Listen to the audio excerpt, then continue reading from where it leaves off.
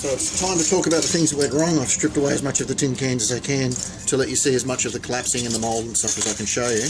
And if you're thinking about taking on a project like this yourself, it might be worth watching this video through so you can learn from the mistakes that I've made.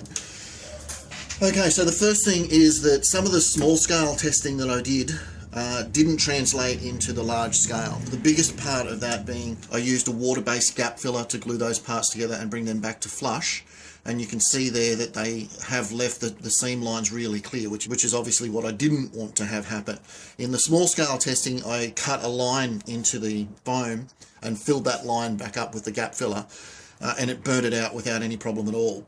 In this instance, it's probably been that the temperature in the metal ended up being too low and wasn't able to actually burn those lines out before it had time for the metal to freeze, and it's left a deep seam instead of a flat surface. So that's the first thing.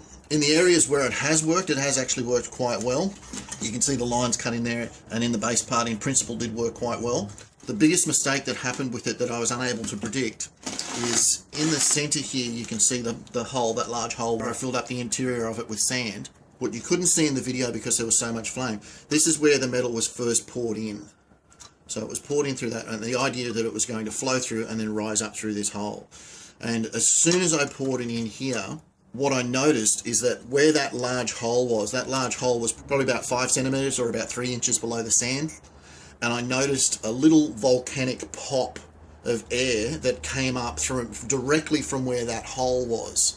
And what's happened is that the outgassing of the foam, instead of it gassing out sideways, is gassed out through that hole and popped the interior sand out of the mold. And then the sand has, and then the metal has obviously just collapsed into the hole that it's created. And you can see there how that's done. By that stage, I almost immediately knew that something had gone wrong with the pour. The metal at that stage stopped flowing into that hole, and you can see where it sort of sealed itself off down there as well. I then poured it into the other side. That other side ended up being the better of the two halves, and you can see there where the collapse happened there, it didn't really happen on this side.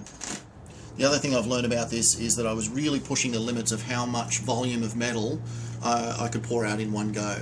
The maximum capacity that my furnace has is only about 2.5 litres of the liquid metal, and this is right on that level. So theoretically, if everything had gone well, it would have come out fine. The greater truth is probably because I knew my calculations, because I knew my volume level, and when I thinned down the interior wall of this, I've just thinned it down too much, and the metal, when it's flowed through, just hasn't had enough volume of heat for the thickness of metal to disperse through the mould properly. And the lesson behind that is that it probably means I'm going to have to build a bigger forge if I'm going to try and do these larger sort of one-piece items. Ultimately, that's the whole idea behind the Patreon campaign, so that I can start upgrading my equipment, so I can start working on bigger and better projects. I do have a plan B associated with this project, and I'm going to be continuing on with the project as if this has worked, and instead I'll be moving on to the handle and the pommel parts of it and everything else. Then I will come back to this project to actually finish it off in the plan B option that I had, which will be to actually cast these end pieces separately and the middle piece separately.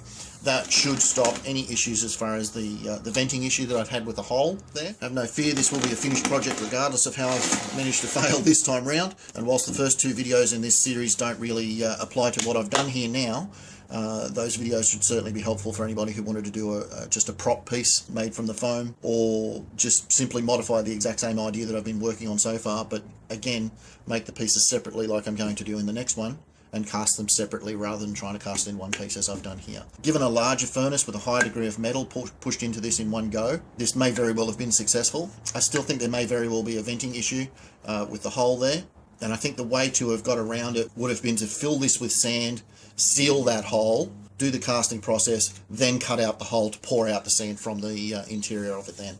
But anyway, guys, I hope there's some useful information in that, and that anybody that's thinking of taking on a project like this has learnt from my mistakes. I'll certainly do a next couple of videos on the Plan B version, and until then I've still got to work out the pommel and the handle parts as well, with the little chevron pieces that separate it all out anyway. So that's the update for this time, guys. Thanks for watching. Talk to you next time.